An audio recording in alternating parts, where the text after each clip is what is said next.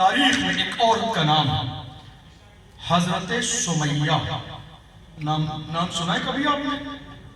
حضرت سمیہ اسلام کی پہلی شہید خاتون ہے، اور یہ وہ خاتون ہے مکے میں جب میرے آقا تشریف لائے، اعلان نبوت فرمایا، تو یہ گھر گھر جا کے لوگوں کو کہتی تھی اللہ ایک ہے، محمد اللہ کے رسول ہے، کلمہ پڑھو مسلمان ہو جاؤ۔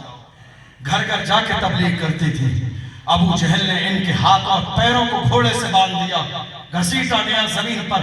ایک عورت کو گھوڑے سے باندھ کر زمین پر گھسیٹا جائے، آپ اندازہ لگائیے عالم کیا ہوگا، مگر اپنے انداز میں کہتی تھی اے اسلام کے دشمن ابو جہل، تو گھسیٹتا ہے گھسیٹ لے، میرے جسم کی ساری ہڈیاں ٹوٹ جائیں، گوارا ہے، مگر نام محمد میرے دامن سے چھوٹ جائے مجھے یہ گوارا نہیں ہے۔ میں جب تک زندہ ہوں زبان پر بھی نام محمد رہے گا، دل میں بھی نام محمد رہے گا۔ اور یہی ہے سمیہ، یہی ہے حضرت سمیہ۔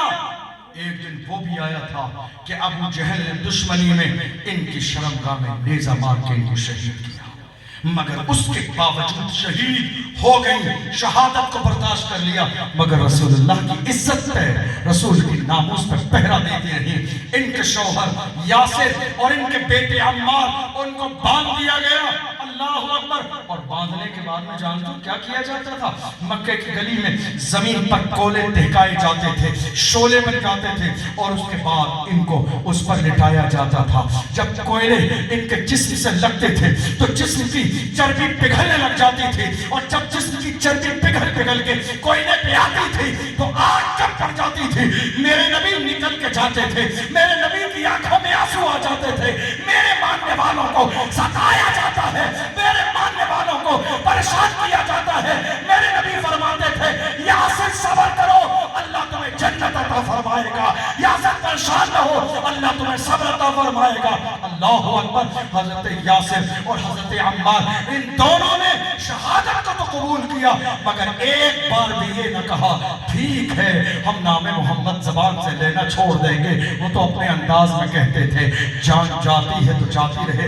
حیران تھا ابو جہل، حیران تھا عتبہ، حیران تھا شیبہ۔ وہ کہتے تھے یہ کون سا نشہ ہے کہ جو تمہارے اوپر چڑھ گیا ہے، یہ کون سی شراب ہے اتنا مارنے کے بعد بھی اترتا نہیں ہے۔ اللہ اکبر۔ رسول اللہ کی جانثار اپنے انداز میں کہتے تھے تو ہو کہ ترشرو مجھے گالی ہزار دے، تو ہو کہ ترشرو مجھے گالی ہزار دے، یہ وہ نشہ نہیں جسے ترشی اتار دے، یہ نشہ مصطفیٰ کی محبت کا ہے، یہ نشہ رسول کی غلامی کا ہے، یہ نشہ جو ہے رسول کی عظمت اور عزت پر پہرا دینے کا ہے۔ جان دیتے رہے، مگر کسی بھی دور میں رسول اللہ کی جانثاروں نے سمجھوتا نہیں کیا۔ آپ کو معلوم ہے اسلام کا سب سے بڑا دشمن کون ہے؟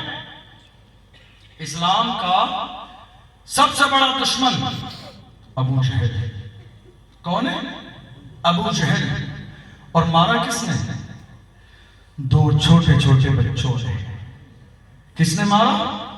دو چھوٹے چھوٹے بچوں نے۔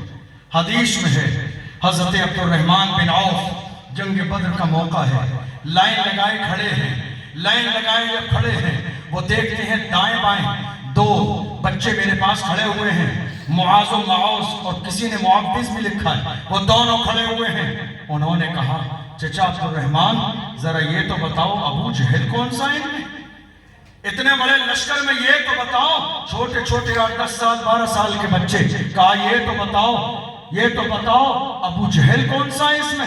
کہا بچوں تمہیں ابو جہل سے کیا کام ہے؟ کیا کام ہے تمہارا؟ اللہ اکبر۔ حدیث کو اس انداز میں نقل کیا گیا، اس انداز میں ترجمانی کی گئی۔ ان بچوں نے کہا تھا، ان بچوں نے اپنے انداز میں کہا تھا قسم کھائی ہے مر جائیں گے یا ماریں گے ناری کو، سنا ہے گالیاں دیتا ہے وہ محبوب باری کو۔ ہم نے یہ قسم کھا لی ہے یا تو ہم زندہ رہیں گے یا رسول کا دشمن زندہ رہے گا۔ اسے دنیا میں جینے کا کوئی حق نہیں ہے جو مصطفیٰ کو گالی دیتا ہو، اسے دنیا میں زندہ رہنے کا کوئی حق نہیں ہے جو میرے نبی کو برا کہتا ہو۔ قسم کھائی ہے مر جائیں گے یا ماریں گے ناری کو، سنا ہے گالیاں دیتا ہے وہ محبوب باری کو۔ عبد الرحمن بن عوف نے کہا تھا، حضرت عبد الرحمن نے کہا تم چھوٹے چھوٹے بچے ابو جہل کو مارو گے؟ کیسے مارو گے؟ انہوں نے اپنے انداز میں کہا حفاظت کر رہا ہے گرد اس کے فوج کا دستہ، حفاظت کر رہا ہے، حفاظت کر رہا ہے گرد اس کے فوج کا دستہ۔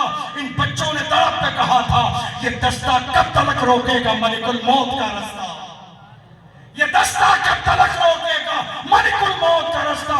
اشارہ کیا، وہ سامنے ابو جہل ہے، چھوٹے چھوٹے دو بچے دوڑتے گئے، جانے کے بعد میں ایسا بھرپور حملہ کیا، تھوڑی دیر میں ابو جہل کو جہنم میں پہنچا۔ سب کچھ گوارا ہے، سب کچھ گوارا ہے، مگر حضور کی عزت پہ کوئی بات کرے یہ گوارا نہیں، حضور کی شان میں گستاخی کرے یہ گوارا نہیں۔